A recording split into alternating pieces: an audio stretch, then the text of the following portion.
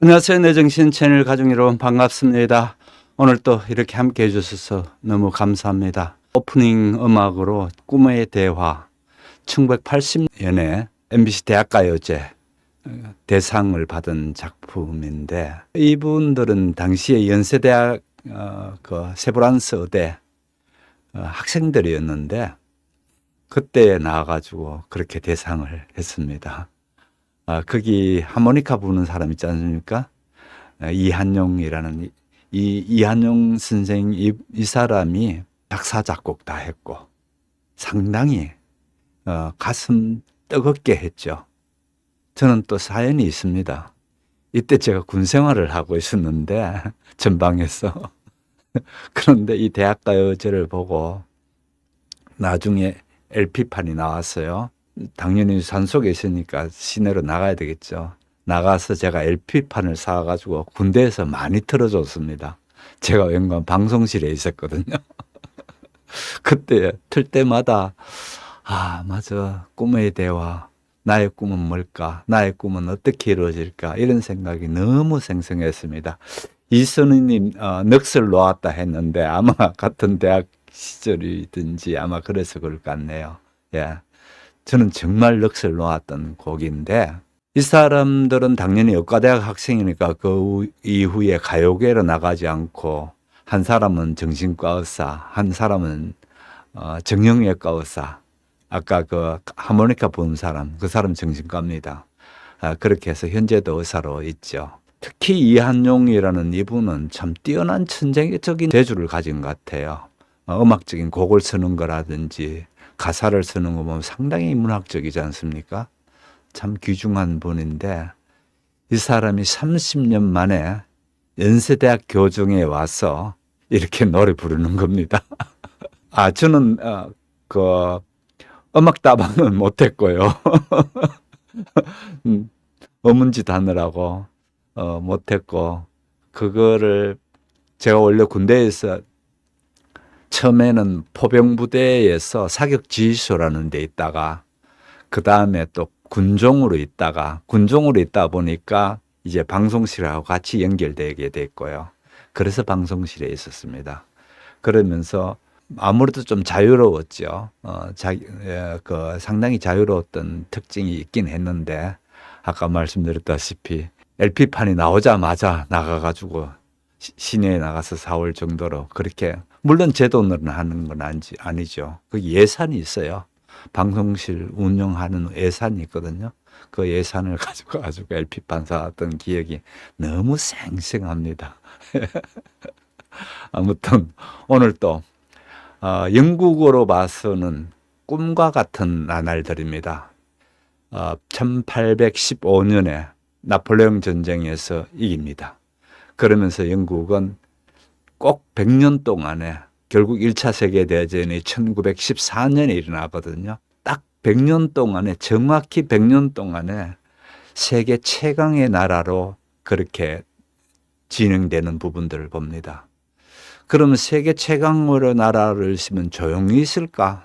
절대 그러진 않았고요. 그러는 과정 속에 오늘 얘기가 쭉 될 텐데, 이렇게 봐면 오늘 제목을 보시게 되면 세계 최고의 보석을 지킨다, 이 얘기가 나왔습니다. 무슨 얘기인 거 아니에요? 인도를 두고 하는 얘기입니다. 이건 우리가 붙인 말이 아니고 영국 자신이 그 말을 했습니다. 인도는 영국의 왕관에 있는 보석이다, 이 얘기를 했습니다. 워낙 큰 땅덩어리인데다가 또 이 산업혁명으로 생산된 많은 물자들을 거기에 갖다 팔 수도 있고, 또 거기서 나온 생산물을 대표적으로 아편이죠, 그죠? 아편은 이제 황금알을 낳는 거위가 됐다고 지난주에 얘기했습니다, 그죠? 아편 전쟁이 일어나면서 결국은 또 아편 전쟁을 영국이 이겨버리면서, 그 전까지는 중국이 사실은 좀 무서웠습니다, 이 사람들이, 서양 사람들이. 중국이 워낙 뛰어난 기술도 있고, 도자기, 비단, 그 다음에 홍차, 이렇게 하면서 워낙 이 수출을 많이 하니까 상당히 무서워하고 있었는데, 웬걸 종이호랑이인 걸 알게 되고 결국은 살려버리면서 마음대로 중국을 짓밟고 있습니다. 그거 보면 참 힘없으면 이런 꼴 된다라는 걸 너무 잘 보여주는 중국이 당하고 있는 모습들이었죠. 그게 지난주에 얘기했다면은 오늘 얘기는 그러면 왕관을 쓰고 있는데 세계 최고의 왕관이죠. 왕관 중에 보석이라 했습니다. 왕관에 보면 한중간에 보석이 박히거든요. 영국은 거기가 사파이어가 박혀 있습니다. 그래서 영국 왕실들에서 결혼 예물을 주고받을 때 다이아몬드를 주고받는 게 아니고요. 항상 사파이어를 합니다. 그럴 정도로 사파이어에 대해서 굉장히 그 왕실적인 전통이 있는 건데요. 아무튼 그런 보석을 지키는 일인데 이 보석을 지키는 것, 결국은 인도를 지키는 것, 어떻게 지켜나가는가 한번 보자는 게 오늘 전체 내용입니다. 너무 나라 보석 지키는 거, 그거가 우리 관심 있나요? 라고 생각하지 마시고요. 국제관계는 이런 눈으로 또 이런 역사 속에서 국제관계는 커왔구나라는 걸 보게 됩니다. 대표적으로 영국이 먼저 이 같은 자기 나라의 핵심 이익, 보석이죠. 이 보석을 지키기 위해서 어떤 구상을 하고 어떤 그림을 그리고 국제관계를 이끌어 왔는가를 보게 되면은 미국이 그러면은 전 세계를 이렇게 해나가기 위해서 어떻게 해왔는가라는 그림이 쉽게 보입니다. 그래서 제가 먼저 이 영국의 얘기를 하고 있으니까요. 그렇게 보시는 게 좋습니다. 그러면 결국은 우리가 이같이 미국이 어떻게 세계를 이렇게 손아귀에 넣고 이 국제관계를 움직인가를 보게 됐을 때에 우리나라가 어떤 상황에 있는가를 쉽게 알 수가 있거든요. 그 안목을 가지려고 하는 거예요. 지금 단순히 영국이 이렇게 해서 영국을 추종하자 그런 바보 같은 짓을 하려는 건 아니고요. 지금 어느 시대인데 제국주의 시대를 하겠어요. 아무튼 그런 핵심적인 생각을 같이 갖고 그렇게 가시면 좋겠습니다. 그래서 오늘도 얼마나 할지 모르겠습니다. 하는 데까지 좀 해보도록 할게요. 왜 그런가 하면 여기에 지도를 자주 좀 들다 봐야 되거든요. 이 사람들은 특히 국제관계는 이렇게 판을 읽으면서 또 판을 만들어 가려고 했구나. 이런 생각을 해야 되기 때문에 우리가 이제 지도를 자주 봐야 됩니다. 자, 우선 이렇게 보겠습니다. 좀 전에 말씀드린 이 100년 동안에 이 100년을 팍스 브레타니카라는 말로 합니다. 이 말이 참 멋있는 얘기입니다. 원래 이 말은 팍스 로마나라는 것에서 출발되는 겁니다. 로마가 전 세계를 잡고 있으면서 평화를 이루었다. 그래서 팍스 로마나라는 게 됐는데 이때 시대를 팍스 브레타니카 그렇게 되는 시대입니다. 1913년까지 1815년부터 1913년까지 시대를 지금 우리가 보고 있거든요. 자, 그러면은 사실은 이같이 세계 최고의 나라가 되고 이끌어 간다는 것은 여기에 많은 브레인들이 있습니다. 머리를 이렇게 쓰는 그런 정치가들도 있고 또 그런 것도 있는데, 그래서 저는 자꾸만 얘기가 우리 정치인들 뽑을 때에 어떻게 하든지 이 사람이 역사에 대해서 어떤 생각을 갖고 있는가가 매우 중요하다는 게 바로 그런 거거든요. 역사 속에서 이런 걸 다 볼 수가 있습니다. 그런데 이때까지 우리 역사 가운데에 좀 역사의식이 그래도 이분 같으면 괜찮아 라고 하는 분이 있나요? 저는 거의 없었고요. 그나마 박정희 대통령 같은 경우에는 일본이 어떻게 했는가를 쭉 봐오면서 일본은 그대로 따라하지는 않겠지만 그래도 국제적인 생각이 있었습니다. 그런 부분이 박정희 대통령이 크게 볼 줄 알고, 키는 작아하신 분이 크게 볼 줄 알고, 이런 게 괜히 된 게 아니고 그분이 일본군 장교로 있으면서 일본에 대해서 당시에 김종필 보좌관 어떻든 김종필하고 같이 아주 가까이 있게 됐거든요. 그 가까이 있게 되는 것도 정보 장교로 들어왔는데 사실은 장교도 아니었습니다. 민간인이었습니다. 민간인으로 김종필이가 들어왔는데 박정희가 그때에 보고 뛰어난 머리를 가지고 있다는 걸 금방 압니다. 그러면서 어떻게 이거 좀 엮어봐야 되겠다. 이렇게 연구하면 워낙 뛰어난 머리를 갖고 있다는 걸 아니까 가족으로 엮어야 그래도 잘 부려먹기 좋단 말이에요. 같이 하기 좋단 말이에요. 그래서 박정희의 형이 박상희라고 있었는데 그 박상희가 정치적인 그런 휘말려들면서 결국 죽습니다. 그러니까 그 형의 딸인데 얼마나 가슴 아프겠어요. 또 가장 잘 따랐답니다. 그렇게 잘 따랐던 형이었는데 그 형이 대구의 2.8 사건이라 해서 그 사건으로 결국은 사형당하죠. 그렇게 형이 그렇게 된 이후에 그래서 그 조카를 이제 김종필하고 결혼시켜 줍니다. 어떻든 그렇게 되는 건데 그런 것도 박정희의 어떤 그 머리, 세상을 보는 것.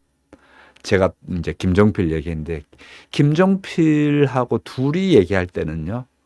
들어는 일본 얘기를 하게 되면 그냥 일본어로 자연스럽게 얘기를 했답니다. 둘 다. 그러니까 둘 다 일본어를 자연스럽게 얘기하려 뛰어난 일본어 실력들을 갖고 있는 사람들이니까 일본이 국제사회를 어떻게 보는가라는 걸 잘 봐온 사람들입니다. 그리 제 같은 경우에는 그나마 박정희 대통령 같은 경우에 세상을 좀 이렇게 국제관계를 봤던 지도자가 아닌가 이런 생각이 들고요. 그 이후에는 거의 없다가 그나마 국제관계에 대해서 상당히 그래도 넓은 안목을 가졌던 사람이 김대중 대통령입니다. 이 김대중 대통령이 이분은 고등학교밖에 안 나왔잖아요. 전부 다 혼자서 공부합니다. 그런 면에서는 이분은 참 뛰어납니다. 전부 다 혼자서 공부하는데 워낙 다방면으로 책을 많이 읽어서 워낙 다방면을 아는데 그중에 국제관계에서 상당한 안목을 가진 분이 김대중 대통령이었고요. 그 이후에는 아무도 없었다고 저는 그런 생각합니다. 예. 그게 우리께 좀 안타까운 일이죠. 좀 우리 정치인들이 국제관계라든지 넓게 볼 줄 아는 안목을 가진 사람들이 들어와야 되는데, 써야 되는데, 사실은 그런 안목 없는 사람들이 나라를 이끌다 보니까 완전히 소경이 인도하는 것하고 똑같은 꼴이었습니다. 그래서 여러분 많이 기대하셔야 됩니다. 훌륭한 리더를 볼 줄 아는 안목이 있었다. 예, 안목이 있어야죠. 박정희 대통령 같은 경우에는 특히 아주 솔직했습니다, 사람이. 우리 군인들이 경제를 몰라. 그러니까 경제 잘하는 사람 누가 잘하나? 그러면은 경제 누구인데 지금 서울대학 교수입니다. 그렇게 데리고 오라는 거예요. 우리 모르니까 잘하는 사람 데리고 와야 될 거 아니냐는 거예요. 그렇게 데리고 오는데 당신은 무슨 독재를 한다는 둥 그렇게 하면서 그 교수들이 잘 응하지를 않거든요. 그 응하지 않으면은요 나중에는 군홧발로 진리기 가지고라도 데리고 오는 게 박정희 특징입니다. 군홧발로 진리기 간단한 거죠. 보안대 밤에 보내가 자고 있을 때 그 집에 보내가지고 군홧발로 갑시다 하면서 그러면 어느 누가 그거 견뎌내겠어요? 못 견뎌내잖아요. 그렇게 해서 박정희 대통령 때 정말 똑똑한 특히 서울대학 교수들로 있었던 그런 사람들이 들어와가지고요.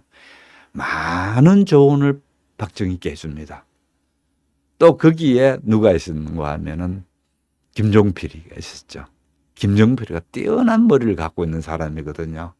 이렇게 되다 보니까 우리나라의 초석을 예를 들어서 중공업, 도저히 생각할 수 없었습니다. 우리가 뭔 중공업을 해. 겨우 하게 되면은 무슨 뭐 옷이나 좀 이렇게 짜서 만들어내고 신발이나 만들고 이럴 때에 그럴 때 벌써 중공업을 생각한 게 다 이런 인재들 때문에 그랬거든요. 얘기가 옆으로 가버리던데 이쪽 영국도 마찬가지입니다. 영국도 커다란 세계 최강의 걸 어떻게 해야 될 건가 이런 생각을 합니다. 1815년 나폴레옹 전쟁이 끝나고 난 뒤에 영국은 아주 간단합니다. 그 전에도 그랬지만은 갈수록 이제 뭐냐 바다를 제패해야 된다는 겁니다. 그 전에도 그렇습니다. 영국이 전통적으로 섬나라다 보니까 그러긴 한데 바다를 제패해야 된다. 그래야 세계 최강이 될 수 있다라는 걸 하면서 그때부터 영국은 어떤 생각을 하는가 하면 전 세계를 영국이 중심이 돼서 평화롭게 만들어야 되겠다. 이 생각을 가졌습니다. 평화롭게 만들겠다는 것은 간단합니다. 그동안에는 계속 유럽에서 전쟁을 했거든요. 프랑스를 중심으로 해서 유럽에서 끊임없이 전쟁을 하고 있으니까 영국은 이걸 합니다. 우리가 여기에서 어느 누구도 유럽에서 문제를 일으킨다 할 경우에는 가만 안 두겠다 이겁니다. 그래서 빈 협정이라는 걸 유럽 사람들이 모여가지고 오스트리아 빈에서 모이죠.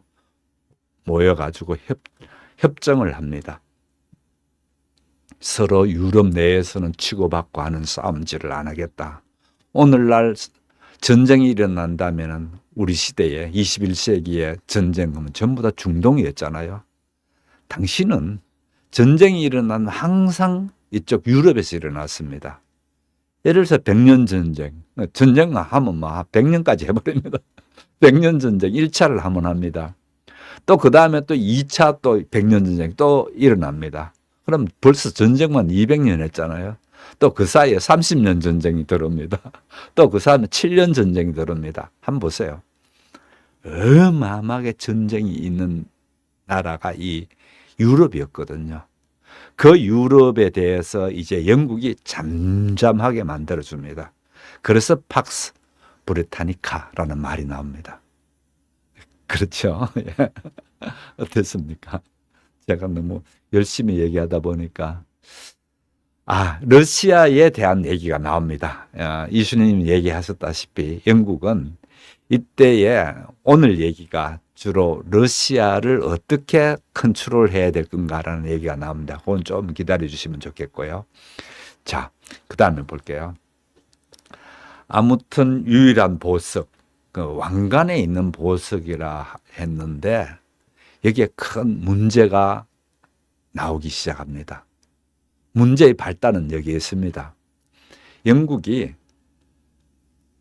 1600년부터 시작해서 동인도 회사라는 것을 내보내면서 우리 영국이 너무 나라 거 뺏어오는 사람들 아니야.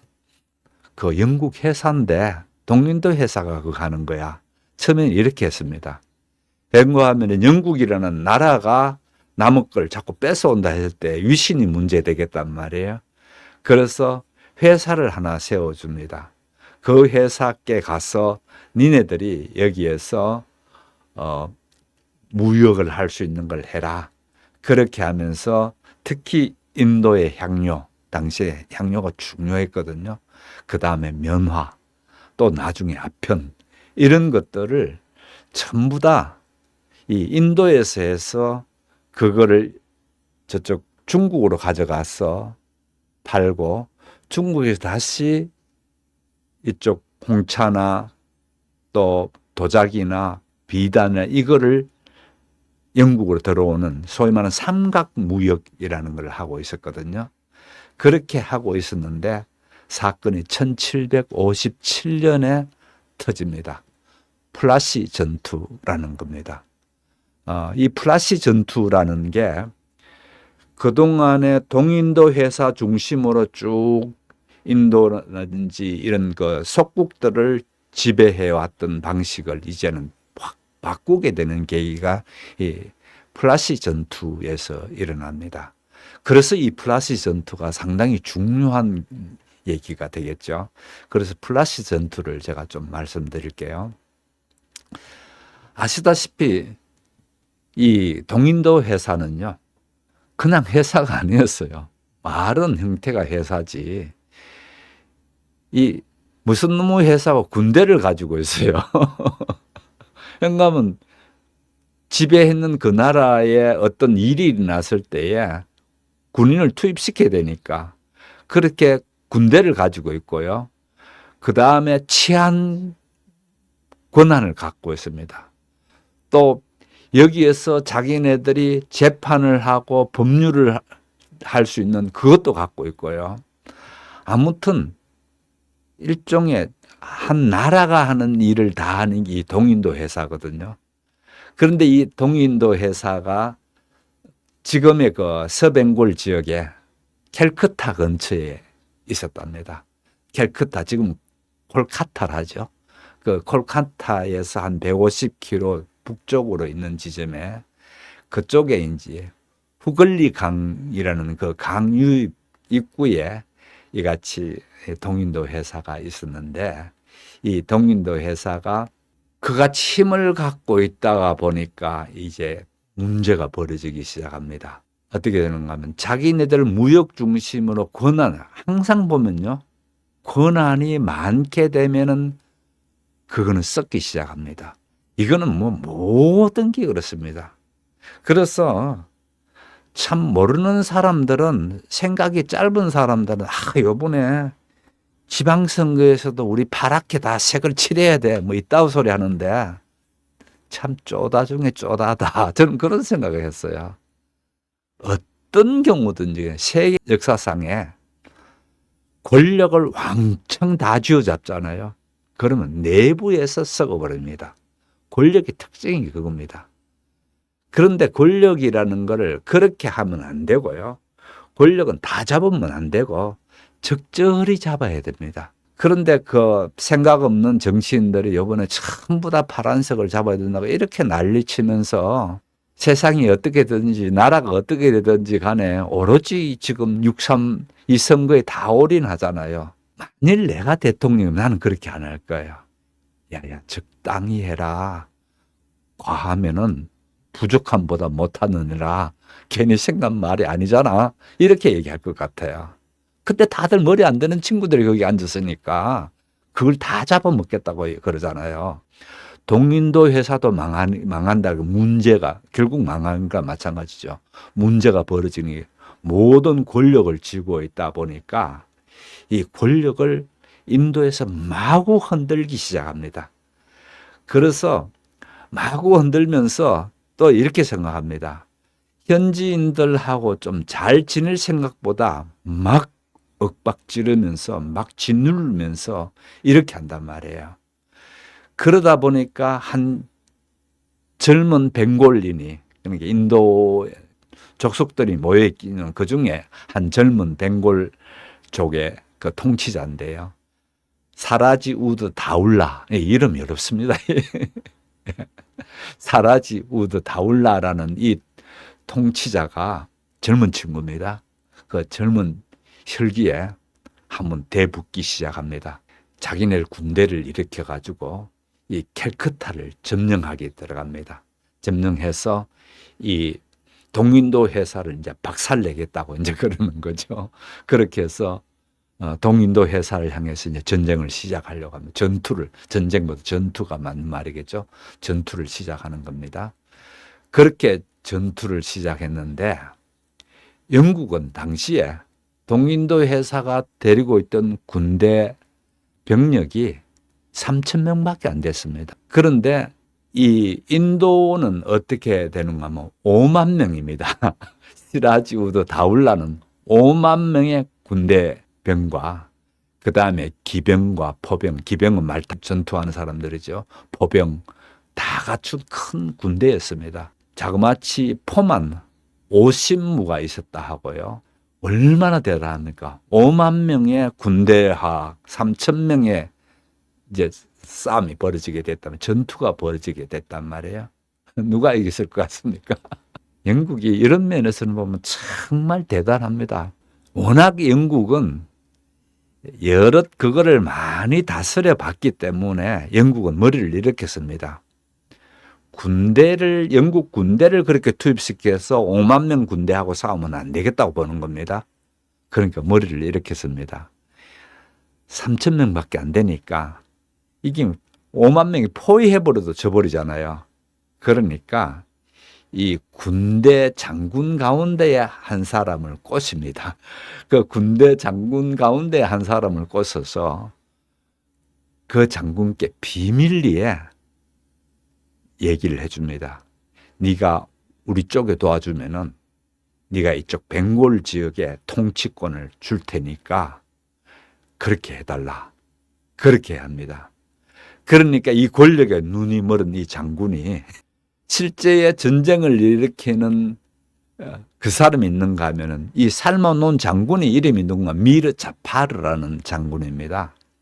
이 지휘관인 이 미르 자파르 지휘관을 이제 살만하는데 비밀리에 살만하는데 이제 모르는 거죠. 마지막 전투를 해보니까 의도적으로 제대로 전투를 안 하는 거예요. 포를 쏘야 되는데 안 쏘고 쏘더라도 없는 데 쏘아버리고 전투가 안 되니까 이길 수가 없잖아요. 그래서 결국은 동인도 회사가 이깁니다. 참 웃기지 않나요? 역사라는 게. 그러면 생각에 이런 때려 죽일 놈이라고 그렇게 하겠죠. 역사는 그렇게도 됩니다. 그러니까 때려 죽일 놈보다도 실제 역사니까 제가 있는 이거를 한번 보세요. 글자가 작아서 여러분 읽기는 좀 안 좋겠습니다만은 나중에 제가 단톡방에 이 그림 사용했던 자료들을 올려드릴 테니까요. 요 자료에 보면 잘 만들어져 있습니다. 후굴리스 강이 어떻게 되어 있고 이 강에서 그 다음에 전투가 벌어지는데 영국군 진지가 이렇게 되어 있고 그 다음에 벵골군 진지가 이렇게 위에 이렇게 된 게 보여지죠. 이렇게 해서 이제 전투가 벌어지게 됐는데 사실은 벵골군의 지휘관은 이 밑에 아래쪽에 보면은 세 사람의 얼굴 모양이 있죠.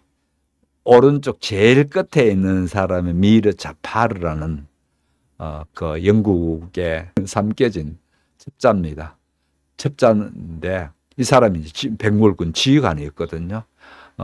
전체 전투를 이끈 사람은 사라지 우드 다울라라는 사람이었고 이렇게 전체 전투는 그렇다 치더라도 바로 그 지휘관이 이렇게 영국군에 이렇게 되니까 제대로 할 수가 없겠죠.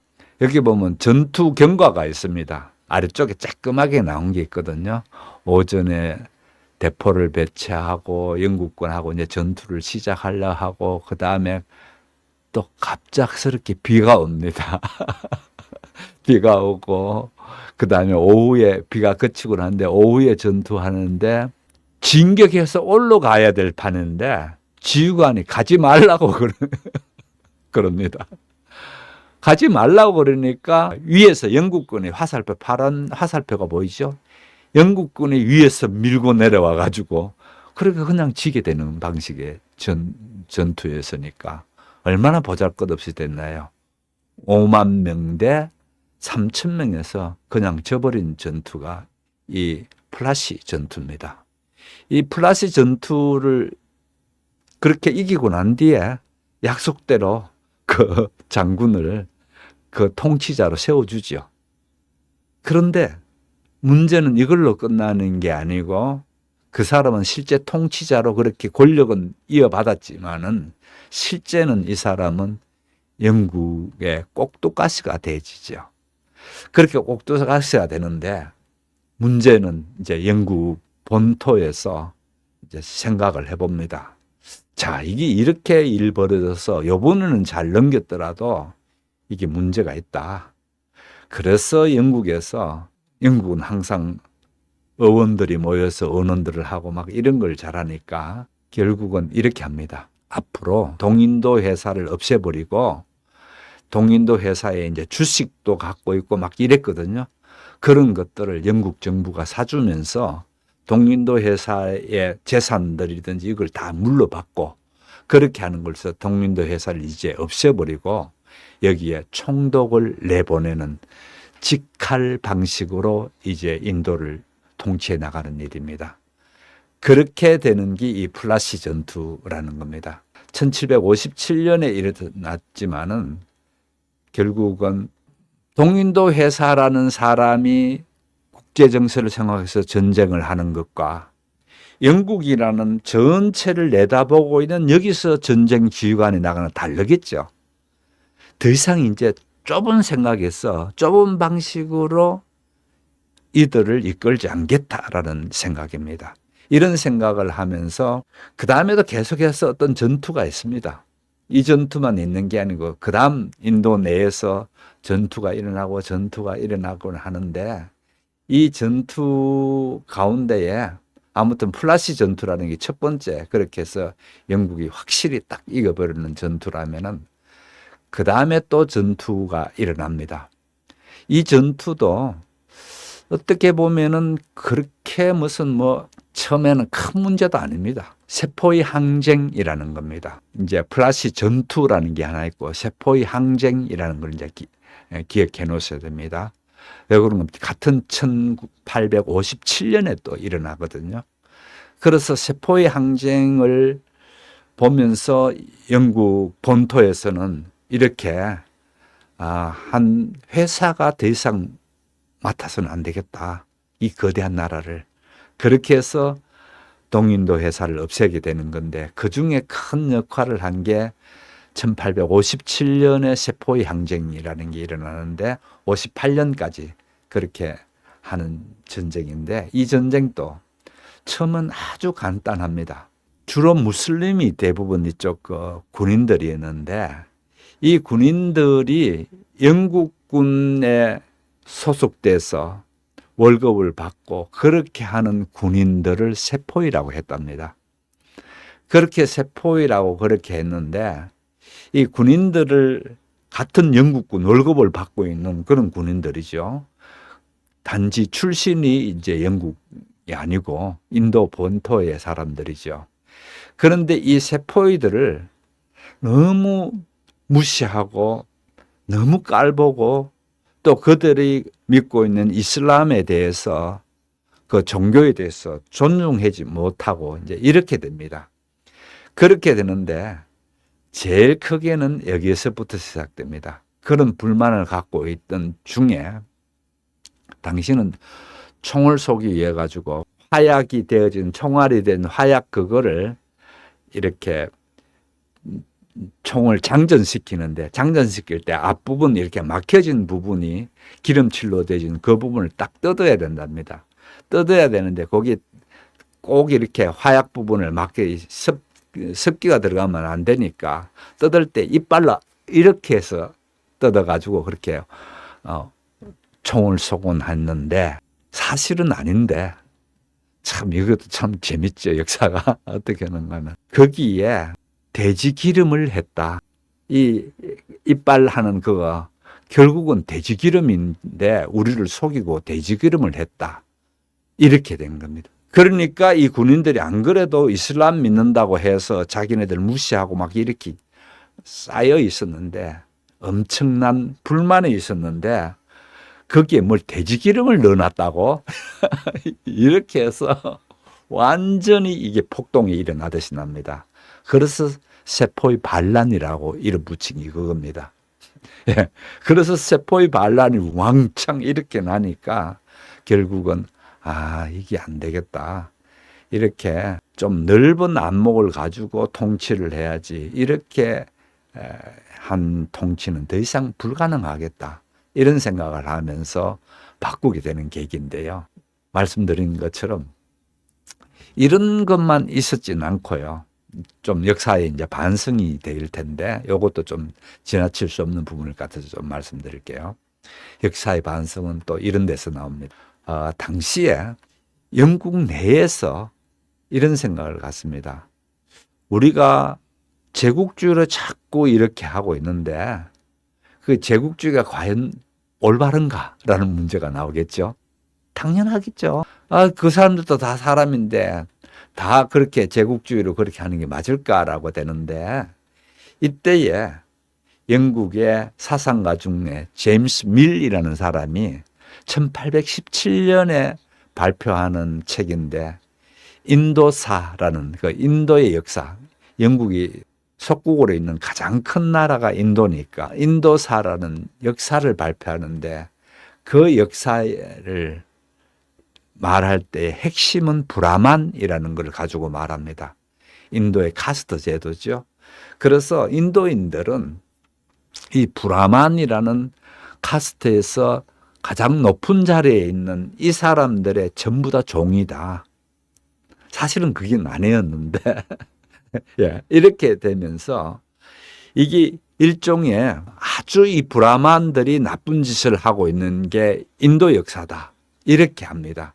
그렇게 하면서 인도인들은 몸과 마음이 전부 다 이 브라만께 노예 상태로 되어 있다는 겁니다. 그러면서 인도는 매우 후진적인 나라다. 우리 영국처럼 좀 인간에 대한 그 존중이라든지 그런 거는 눈꽃만큼도 없고 예의 범절도 없고 예술도 없다. 이럽니다. 사실은 인도가 예술이 없나요? 아니에요. 그 전에 찬란한 고대 문명들이 있었습니다. 그런데 이제 그것들 고대 문명에 대한 얘기는 하지 않고 단지 브라만에 대한 거를 하면서 결국은 우리 영국이 이 사람들을 선진화시켜줘야 된다. 이렇게 하면서 결국은 어떻게 되는가 하면은 우리가 인도를 이렇게 해주는 거는 우리가 그들에게 많은 혜택을 베푸는 거다. 깨우쳐주는 거다.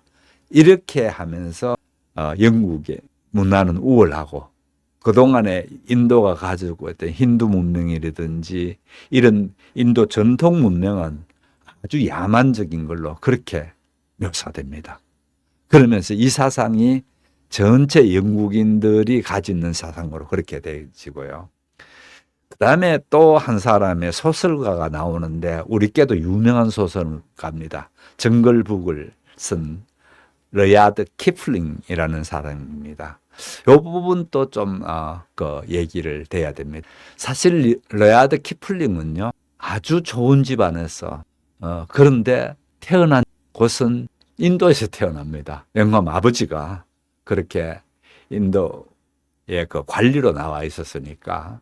그런데 그래서 인도에서 태어나서 그렇게 되는데 아주 어릴 때부터 아버지가 인도에서 교육시키긴 어렵겠다 싶어서 어린아이를 영국으로 보내가지고 영국에서 공부하게 하고 방학 때든지 이런 식으로 한 번씩 오도록 하고 가기도 하고 이렇게 되죠. 그렇게 하는데 사실은 이때에 이 키플링 이 어린아이가 뭐 모르잖아요.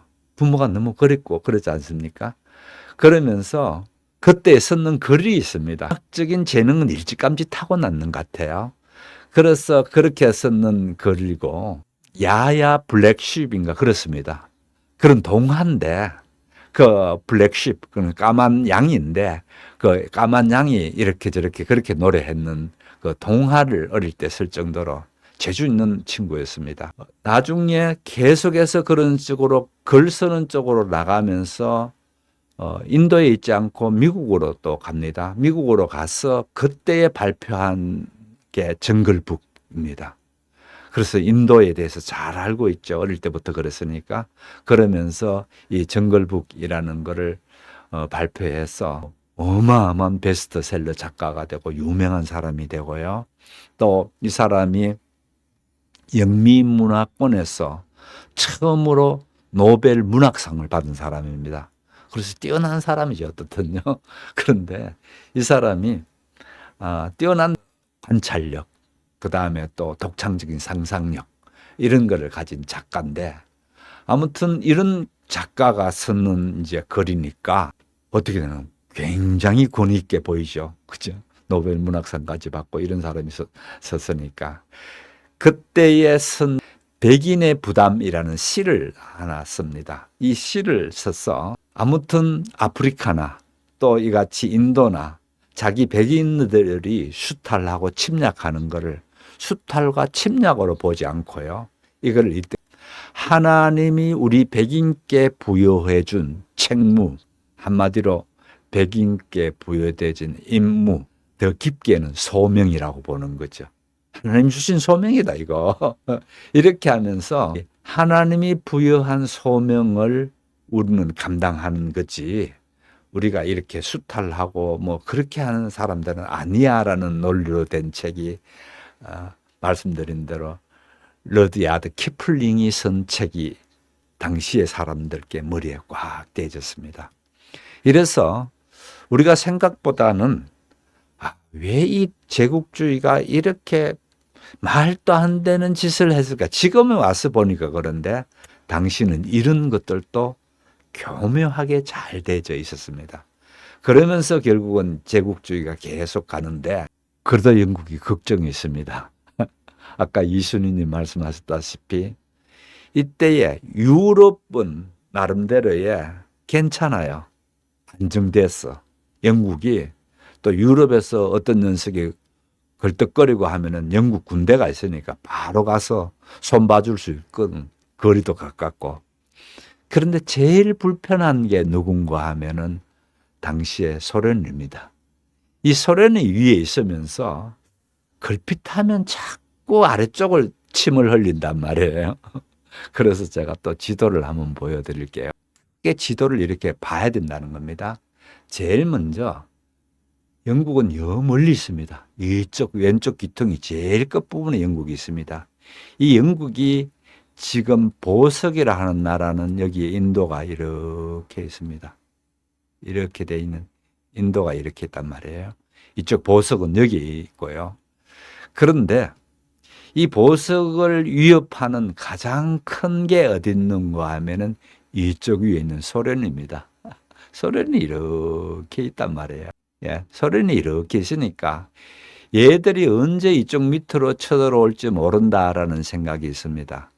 그래서 얘들이 밑으로 못 쳐들어오도록 딱 해야 이 보석을 지킬 수 있겠다라는 거고요. 말이 되죠? 이쪽을 못 내려오도록 해야 되겠다라는 생각이 맞지 않습니까? 이렇게 되고, 그 다음에 또 뭡니까? 바다를 확실히 잡아야 하는데, 당연히 바다를 아까 확실히 잡는 얘기 했습니다. 바다를 확실히 잡더라도 문제는 이 인도를 오기 위해서 오는 지역, 유럽에서 인도를 오는 걸 한번 볼게요. 이 부분입니다. 여기에서 저 위에서 영국이 내려와서 이렇게 아프리카를 돌아옵니다. 이렇게 쭉 돈다고요.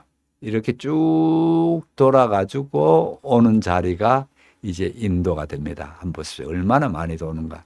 이렇게 돌아가지고 오는 데가 인도거든요. 이렇게 돌아오게 됐습니다. 그래서 이 먼 길을 올 때에 어떻게 생각해요? 군데군데 영국이 중심이 될 수 있도록, 그러니까 이 가는 길 쪽에 있는 거를 최대한 우리가 전부 다 속국으로 만들어 놔야 된다라는 생각을 합니다. 이것도 맞죠? 그 다음에 또 한번 볼게요. 1856년부터 영국뿐만 아니고요. 가장 큰 문제가 이 수에즈 운하 이 부분입니다. 1856년에 이제 수에즈 운하가 공사가 들어가는데요. 아시다시피 이쪽 유럽에서 이렇게 들어올 때 수에즈 운하를 통과해서 들어오게 되면은 아주 인도를 짧은 거리로 갑니다. 아까 빙둘러 가는 거 보셨죠? 그래서 이 수에즈 운하가 오는 이 군데들을 영국이 다 잡아놔야 되겠다 이 생각합니다. 당연히 수에즈 운하는 이 부분도 상당히 세계사라든지 역사를 보는 데서 중요한 부분이 될 텐데요. 원래 영국이 수에즈 운하를 놓은 게 아니고요. 수에즈 운하를 기획하고 이거를 유럽에서 빙돌러 갈 게 아니고 어떡하든 여기 운하를 놓으면 된다라는 사람이 있었습니다. 이 사람이 프랑스 사람입니다. 프랑스 사람이 외교관이었습니다. 이 사람은 토목공학자도 아니고 그런데 역시 외교관이니까 세계를 보는 눈이 있겠죠. 그래서 이집트에 있는 좀 내노라 하는 당시에 이제 왕들이 쭉 있었거든요. 그 왕들을 계속해서 섭외를 하고 그렇게 하면서 프랑스가 여기에 운하를 할 수 있는 것을 왕들께 따냅니다. 99년 운하를 운영하는 운영권을 우리가 갖겠다. 운영권도 갖고 그러면서 이제 왕들께 이제 두둑히 돈 또 집어주겠죠. 집어주고 하면서 운하를 할 수 있도록 해달라. 이렇게 합니다. 그러니까 왕들도 자기네 돈 생기고 하니까 또 이런 깊은 생각, 세계사를 보는 눈이 없고 이러니까 그렇게 하라고. 그렇게 해서 프랑스가 이제 공사를 시작합니다. 그러면 당연히 당시에 이 이집트에 있는 사람들, 그 사람들을 대거 인력을 투입시킵니다. 이 대거 이집트 그 사람들을 투입시켜서 10년 만에 이 운하를 만들어냅니다. 그러니까 1856년에서 1866년에 된다고요. 지금 얘기는 이 아직 운하를 만들고 있고 파고 있고 이러는 상황인데 또 영국은 보니까 벌써 프랑스가 이렇게 했단 말이에요. 거기서 내 숟가락 놓기는 좀 곤란하겠단 말이에요. 그러니까 이쪽 남아프리카를 돌아가서 가는 길도 잡고 또 하나는 홍해를 지나가는 것도 잡고 양쪽 다 배를 가지고 가는 동안에 전부 다 그걸 하는 겁니다. 자기 영국의 식민지화로 해놓습니다. 그래서 당연히 이집트도 식민지화 해놓고요. 뭐 다 이렇게 그래서 영국이 그런 면에는 막 뛰어납니다. 보는 게요. 그렇게 했는데 이 운하를 하고 나는데 프랑스도 그렇게 넉넉한 형편에 있는 게 아닙니다. 왜 그런가 하면은 영국계 나폴레옹 전쟁에 졌지 않습니까? 그러고 난데 나폴레옹 3세가 이제 그 프랑스를 이끌어 가고 하는데 그러다 보니까 이게 나중에 돈이 없어서 이제 절절 매는 거예요. 절절 매고 있으니까 영국이 눈치를 보고 있다가 그거 우리가 살게.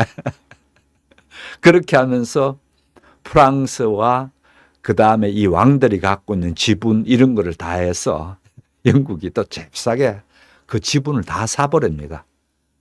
참 역사라는 게 웃기죠. 그래서 실컷 고생해서 해놔놓고 이제 뭐랄까 황금알을 낳는 거위인데 이 거위를 또 이렇게 잃어버리게 되는 게 이제 돈 없으니까 또 그렇게 되죠. 이게 그 수에즈 운하에 대한 얘기인데 나중에 세계사 한다든지 이럴 때 수에즈 운하를 또 제가 한 번 더 얘기하겠습니다. 매우 중요하거든요. 이 수에즈 운하가 어떻게 되느냐. 누가 수에즈 운하에 그걸 잡고 있느냐가 세계를 잡는 세계의 목을 휘어잡는 것 중에 이 수에즈 운하가 결정적으로 중요합니다. 그래서 그런 수에즈 운하를 또 얘기할 테니까요.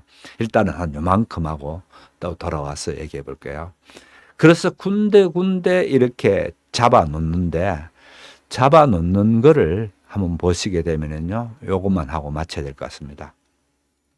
잡아놓는 거를 보게 되면은 러시아를 어떻게 하든지 못 내려오도록 해야 될 텐데 아까 거기에 아프가니스탄이 중요합니다. 러시아 바로 밑에 있거든요. 아프가니스탄을 잡아야 되겠다라는 생각을 해서 두 번에 대해서 아프가니스탄과 전쟁을 합니다. 첫 번째 전쟁이 져버립니다. 영국이 들어갔다가. 그렇게 험한 산골인지 모르는 거예요. 그렇게 했다가 져버리고 두 번째 들어가서는 마침내 아프가니스탄을 영국의 속국으로 만들어냅니다만은 그게 이제 첫 번째 하나가 있고요. 그 다음에 두 번째는 이겁니다. 러시아가 자꾸 내려오려고 하는 게 이 그림입니다. 러시아 제국이라고 있죠. 이 소련 제국인데 사실은요. 소련이 이렇게 있으면은 이 소련이 밑으로 자꾸 내려오려고 하는 결정적인 부분이 여기에 크림 반도란 말이에요. 이 크림 반도를 두고 전쟁이 벌어집니다. 왜 그런가 하면은 이 크림 반도를 통해 가지고 유럽 쪽에서 간다고 한번 볼게요. 이 화살표처럼 되어지는 이쪽을 쭉 따라 들어가서 가는데 문제가 뭔가 하면은 여기에 군데 해협들이 있단 말이에요. 이 해협들을 잘 지나가야 됩니다. 제일 위에 크림 반도에서 밑으로 내려서 5번 쪽에 있는 부분 있죠. 숫자 5번 쪽에 있는 해협이 보스포루스 해협이라는 해협이 있고요. 또 그 다음에 더 내려와 가지고 있는 해협이 또 있습니다. 3번 쪽에 있는 해협인데요. 이 해협이 다스다넬스 해협. 이렇게 해협들을 거쳐야 여기 간단 말이에요. 요런 지역을 전략적으로 다 잡아 놓습니다.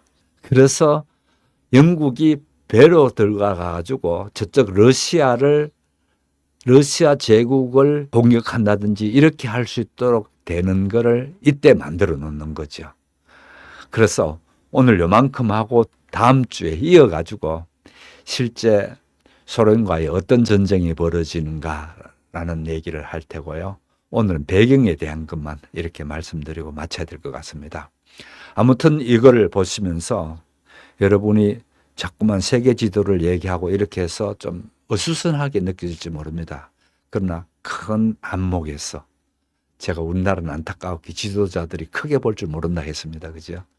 우리 지도자 역사를 다 통틀어라도 제가 봤을 때에 두 사람 외에는 모르겠어요. 세종대왕 이제 옛날에 이분들은 뭐 세계사를 볼 수 있는 그런 정보가 워낙 없으니까 빼고 현대사에 들어와서 우리 지도자들 가운데 다 앞을 못 내다보는 소경들이 나라를 이끈 겁니다.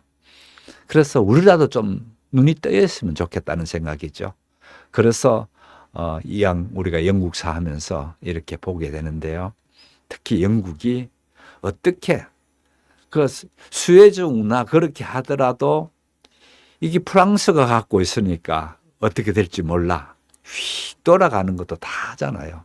또 그 다음에 러시아가 쳐들어왔을 때 어떻게 우리는 이렇게 들어가서 이 해협들이 막히면 안 되거든요. 해협들을 어떻게 다 자기 영국이 언제든지 들어갈 수 있도록 만들어 놓는 거라든지 그러면서 결국은 전쟁이 벌어집니다. 소련이 이 생각을 하거든요. 밀고 내려옵니다. 그게 이 크림 전쟁이 실제 벌어지거든요. 벌어지면 대판 이제 싸움이 벌어지는 게 다음 주에 이제 얘기할 텐데요. 미리 이런 준비를 쭉 해놨기 때문에 영국이 바로 들어가서 이제 전쟁을 할 수 있게 되겠죠. 오늘 이만큼 하고 마치겠습니다. 내일 저녁에 8시에 뵙도록 하겠습니다. 함께 해주신 여러분 감사드리고요. 대단히 감사합니다. 안녕히 계십시오.